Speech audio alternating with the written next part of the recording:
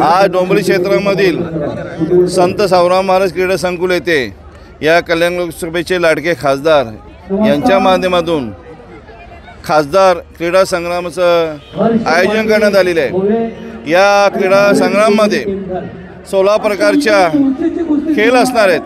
त्याच्यात बुद्धिबळ असेल, बॅडमिंटन असेल, टेबल टेनिस असेल, कबड्डी असेल, कुस्त्या असतील, स्विमिंग असेल, अनेक प्रकारचे असे इथे खेळ आहेत।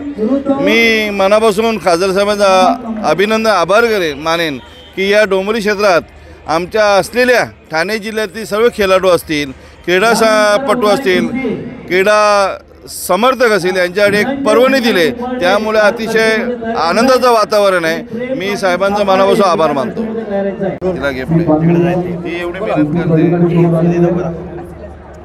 खासदार क्रीडा संग्राम त्याचं आज उद्घाटन झालेलं आहे आणि 4 ते 12 फेब्रुवारी या कालावधीमध्ये हा क्रीडा संग्राम होणार आहे।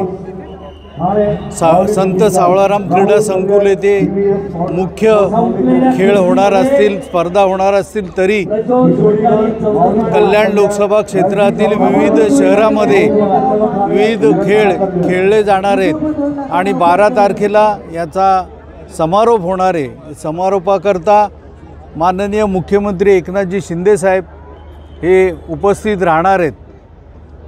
या महाक्रीडा संग्राममध्ये 16 प्रकारचे खेळ आहेत आणि विविध महाराष्ट्र पातळीवर, राज्य पातळीवरचे खेळाडू येथे खेळणार आहेत।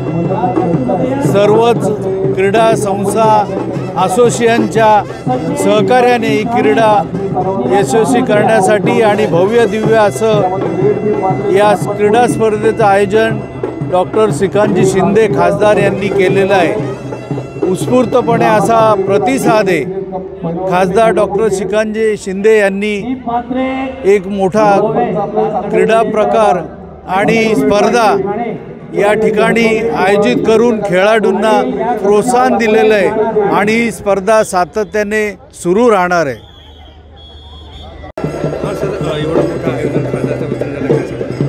आज आपण बघत आहात तर खासदार श्रीकांत शिंदे साहेब यांच्या वतीने खासदार क्रीडा संग्राम हा एकदम ऑलिम्पिक लेवलचा क्रीडा स्पर्धेचा कार्यक्रम सर्वांना विनंती पुन्हा मंचावर येऊन आपण आज इथे अनुभवत आहोत। ह्या जिल्ह्यातील तालुक्यातील सर्व खेळाडूंना व्यासपीठ मिळावं, सर्व प्रकारच्या खेळाडूंना व्यासपीठ मिळावं म्हणून माननीय खासदार श्रीकांत शिंदे साहेब यांनी हा उपक्रम हाती घेतलेला आहे। आज 4 तारखेपासून तर 12 तारखेपर्यंत, 12 तारखेला याचा सांगता समारंभ ह्याच मैदानावर होणार आहे। विविध स्पर्धा वेगवेगळ्या ठिकाणी घेऊन त्यांचा पूर्ण समारंभ इथे केला जाणार आहे। एक चांगली स्पर्धा म्हणजे दर्जेदार स्पर्धा प्रत्येक खेळाडूला इथे खेळायला मिळणार आहे। त्यामुळे खासदारांचं विशेष कौतुक केलं पाहिजे आणि खेळाडूंना व्यासपीठ मिळवून दिल्याबद्दल अभिनंदन। सुरुवात